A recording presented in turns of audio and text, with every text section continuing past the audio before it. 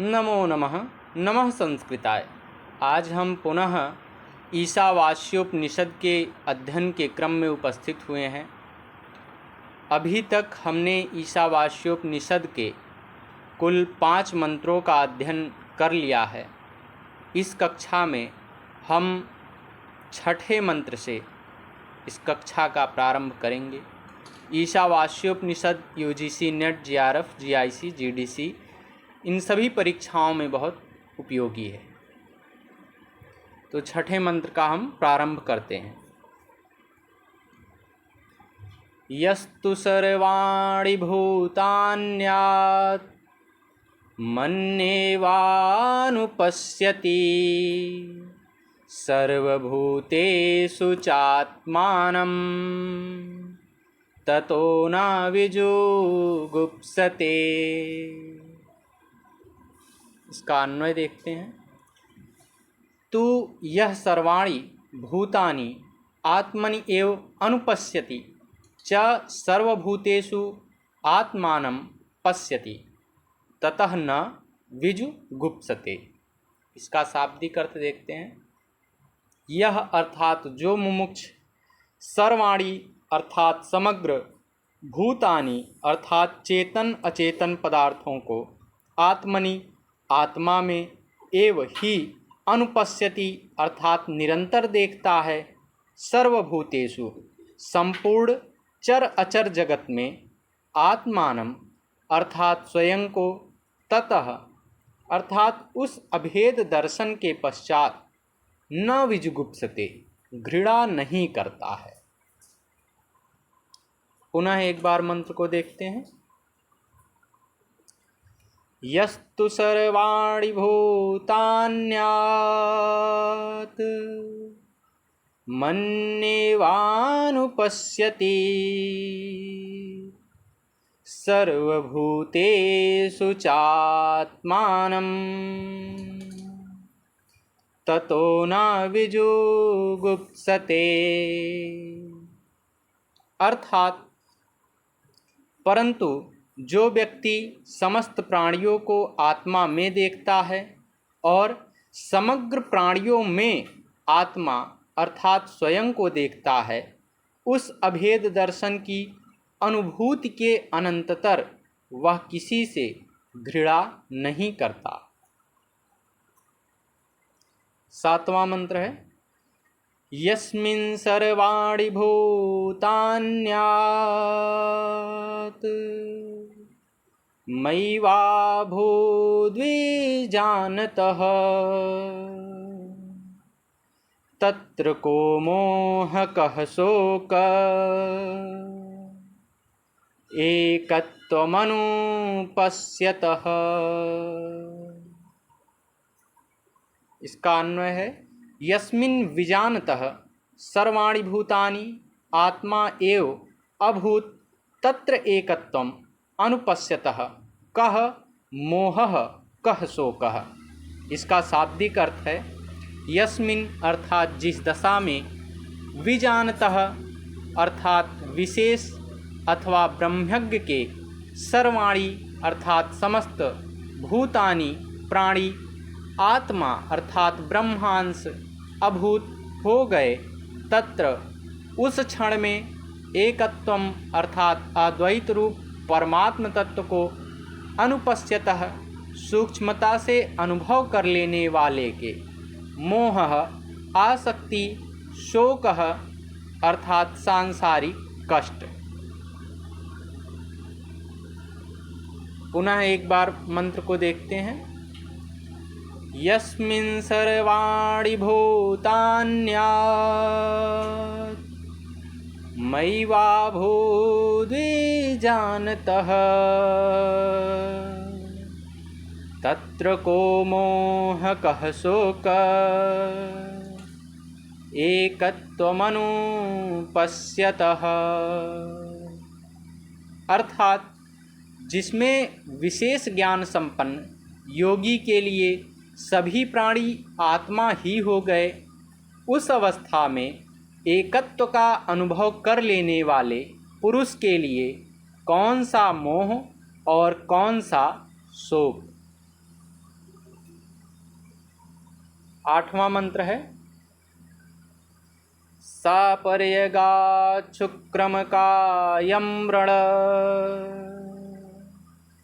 मश्नाविर्शुद्धमपापविद्धम् कविर्मनीषी परिभूष्वयं तथ्य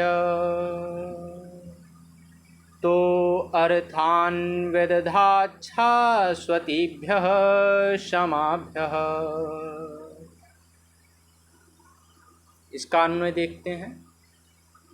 सह पर्यगात शुक्रम अकायम अव्रणम अश्नाविरम शुद्धम अपापविद्धम कवि मनीषी परिभुः स्वयंभुः शाश्वतीभ्यः क्षमाभ्यः यथा तथ्यतः अर्थान व्यदधात। इसका शाब्दिक अर्थ है सह अर्थात आत्मा, पर्यगात संसार में सर्वत्र गया हुआ अथवा सर्वव्याप्त, शुक्रम शुद्ध अथवा दीप्त, अकायम अर्थात शरीर से रहित, आवरणम अर्थात अक्षत, अश्नाविरम नाड़ी संस्थान से रहित, शुद्धम निर्मल अथवा पवित्र, अपापविद्धम अर्थात शुभ अशुभ कर्मों के संपर्क से शून्य, कवि अर्थात क्रांतदर्शी अथवा मेधावी, मनीषी अर्थात मनोभावों का ज्ञाता, परिभु श्रेष्ठ, स्वयंभू स्वेच्छा से आविर्भूत होने वाला, शाश्वतीभ्य व्यवधान शून्य अथवा निरंतर, समाभ्य अर्थात संवत्सर रूप प्रजापतियों को वर्षों से, यथा तथ्यतः अर्थात योग्यतानुसार, अर्थान अर्थात चराचर वस्तूनि व्यदधात विभक्त किया है।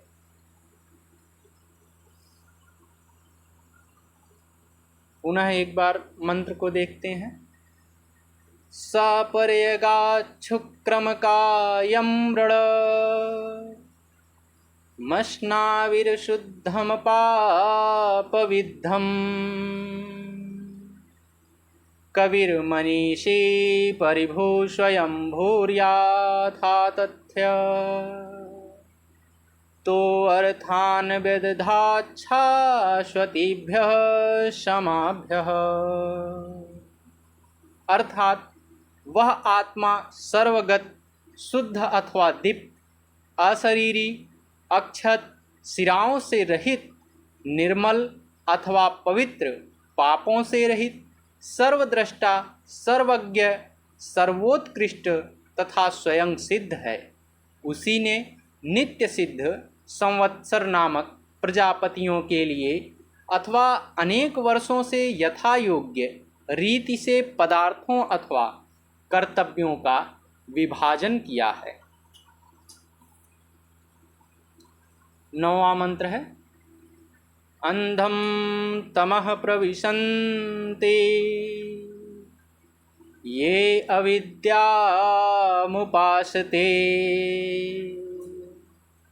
ततो भूय इव ते तमो या विद्यायां रताः। अन्वय है इसका, ये अविद्याम उपासते ते अंधम तमः प्रविशन्ति ये अविद्याम रताः ते ततः उभूयः इव तमः प्रविशन्ति। इसका शाब्दिक अर्थ है ये अर्थात जो मनुष्य अविद्याम अर्थात भौतिक ज्ञान उपासते अनुष्ठान करते हैं, अंधम अर्थात घोर, तमः अर्थात अंधकार, प्रविशन्ति प्रवेश करते हैं, विद्यायाम अर्थात आत्मज्ञान में, रताः अर्थात आसक्त हैं, ततः उससे भी भूयः अधिक। पुनः एक बार मंत्र को देखते हैं। अंधम तमः प्रविशन्ति ये अविद्यामुपासते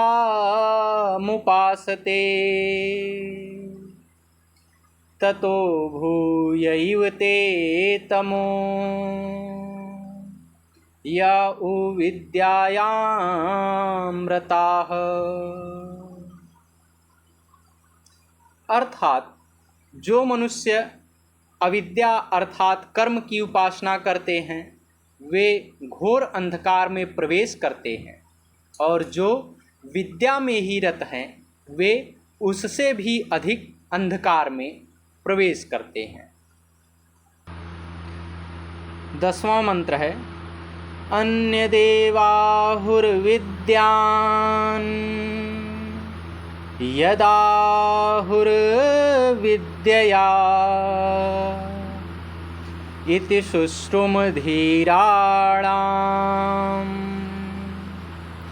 ये नस्तद्विच चक्षिरे।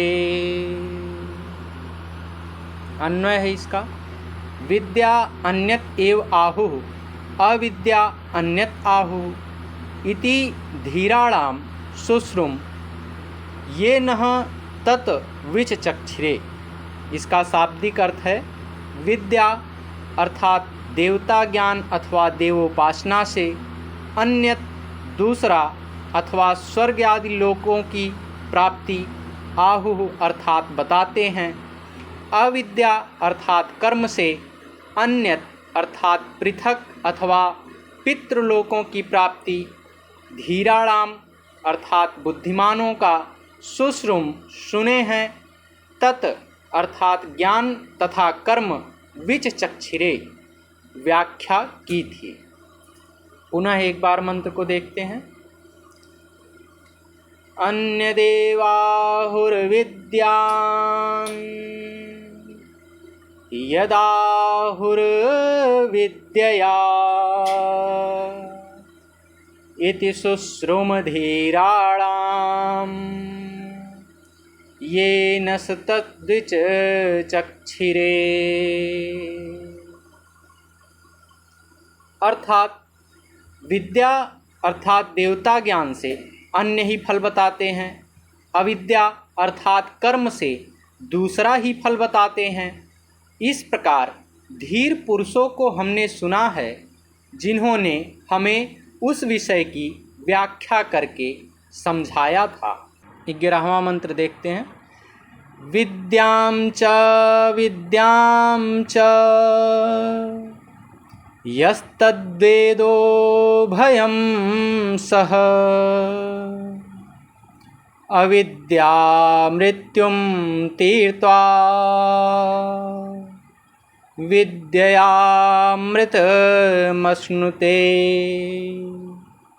इसका अन्वय है यह तत् उभयं विद्यां च अविद्यां च सह वेद सह अविद्या मृत्युं तीर्त्वा विद्या अमृतम अश्नुते।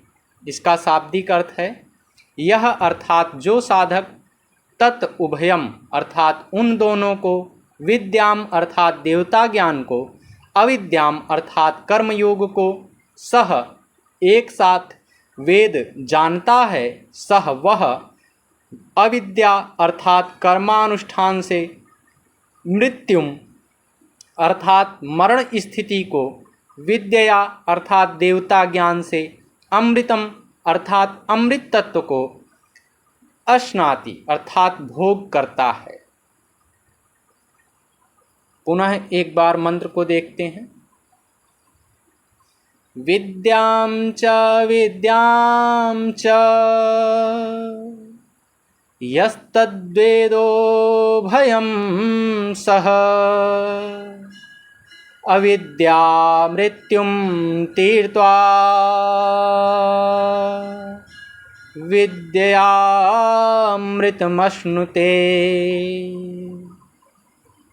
अर्थात जो मनुष्य उन दोनों विद्या अर्थात देवता ज्ञान के तत्व को तथा अविद्या अर्थात कर्म के तत्व को एक साथ जान लेता है, वह कर्मों के अनुष्ठान से मृत्यु को पार करके अमृत तत्व का भोग करता है। नमो नमः। नमः संस्कृताय। धन्यवाद।